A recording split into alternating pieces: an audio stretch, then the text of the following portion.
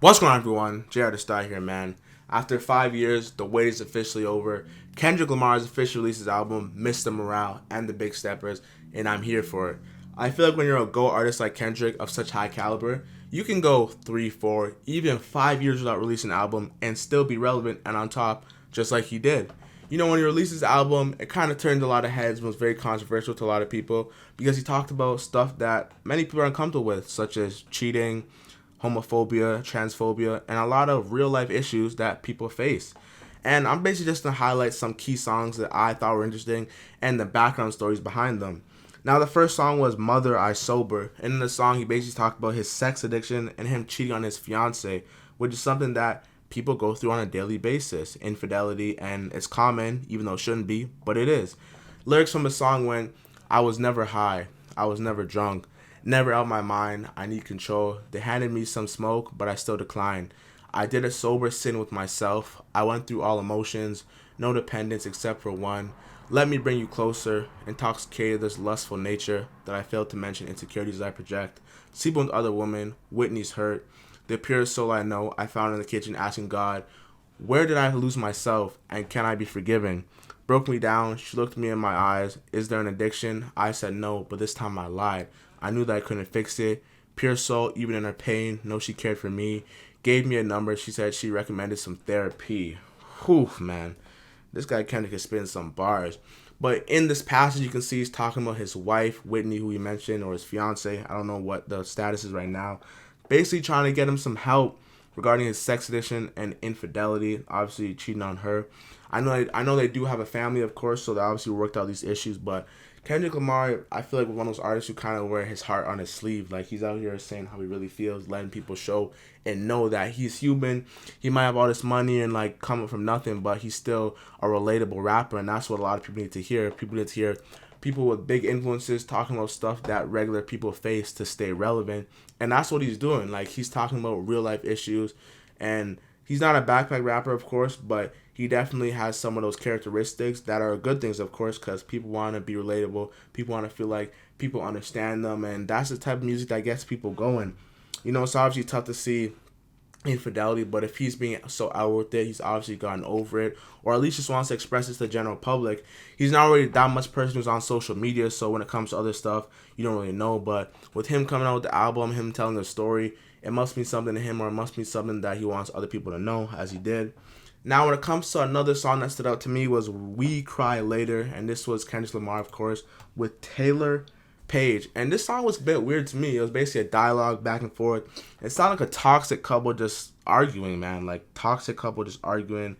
They're basically arguing about different things such as living conditions, texting old hoes, basically, private sizes, like, oh, that's small, this is that. Basically talking about stuff that toxic people argue about, like, oh, I should listen to my friends. They told me to never get with you. I lowered my standards for you. You know how when people argue, they basically say stuff just to get you pissed off, like, oh, I should listen to my mom. She said that you weren't shit, but I still wanted you anyway, and look at me. Like, basically stuff to lower your self-esteem, get in your head, make you think that you're the person doing wrong, even though you might be doing wrong. You might be getting damn near gaslit, you know what I'm saying? But hey, man, Kendrick was actually talking about the real life issues in here, and it was basically like a whole toxic dialogue.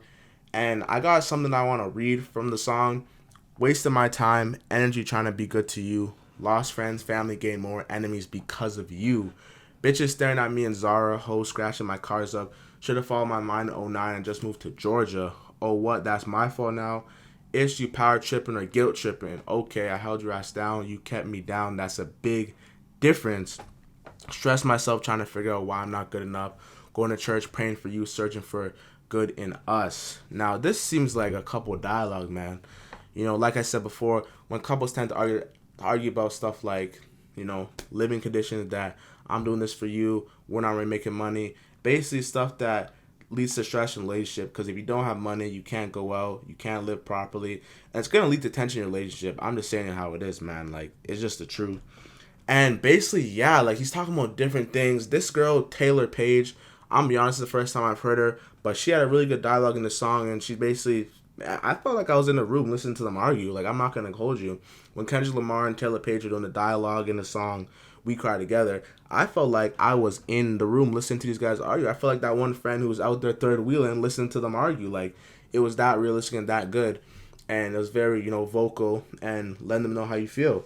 Now, when it came to the next song that actually had a Drizzy and Kanye mention, of course, saying that when Kanye got back with Drake, I was slightly confused. Guess I'm not mature as I think. Got some healing to do. Now, in this song called Father Time, he basically talked about his relationship with his father and how I guess it may have not been the greatest thing always, but it was still like, relationship with his father. I do believe his father actually did pass away a couple years back. And he's basically talking about like growth and maturity because, Drake and Kanye were beefing for a couple years regarding Kim. They squashed the beef like men. They had the concert for Larry Hoover, moved past it, and now they're boys. Like, you know what I'm saying? Kanye linked up, flew to Drake's crib, the embassy. You seen that on the gram, and you know what I'm saying? It's pretty P. They just kept it moving, and that's what you should do, man. I feel like when you're in this industry, you're there to make friends, network, and there's no point of pointless beefing. Like, for what? Like, if something happened before and it's like, okay, I understand, but pointless beefing, like, you're just messing up people who you can get money with or possibly work with and messing up your connection and your network. You know what I'm saying? So there's just a lot of stuff that went, I wouldn't say wrong, but stuff that was fixed between Drake and Kanye, and now Kanye or Kendrick Lamar just addressing it, saying that, like, I guess I need to mature more. I guess I need to get past things. I guess I need to heal. I guess I need to be the better version of myself and all that stuff. But yeah, man, when it comes to the last song I want to talk about, Auntie Diaries. So in the song, basically talking about transphobia, which is a lot of stuff that people are comfortable with nowadays, especially considering the way that it's taught in school. So in the song, Auntie Diaries, talking about transphobia, he said, "My auntie is a man now. I think I'm old enough to understand now. Drinking Paul Mason with her hat turned backwards, Motorola pager, off-white Guess jacket, blue Air Maxes, gold chains, and curl kits." Basically just describing like how she dresses, and I guess she's dressing like a stud or a trans. Like, I mean, obviously can't dress like a trans, but dressing like a stud. And basically saying how her whole personality changed, big social, big personality, vocal, played the underground verbatim, and stayed local. My auntie's a man now.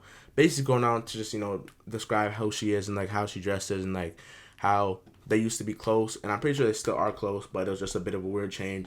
And especially when it comes towards the black community doesn't really treat homophobia and transphobia with like respect and all that. And it's not just them, but like it's just the truth. I mean, I'm kind of neutral regarding, like, I don't go that way, but it's like if you go that way, I got nothing wrong with you, know what I'm saying? But yeah, man, this Kendrick album it definitely was something different, some controversial-ish. And I'm really happy to hear another work of art from him, because last thing we had was Damn. And that was actually a good album too, but it just feels like it was so long ago. Appreciate you guys for listening to me.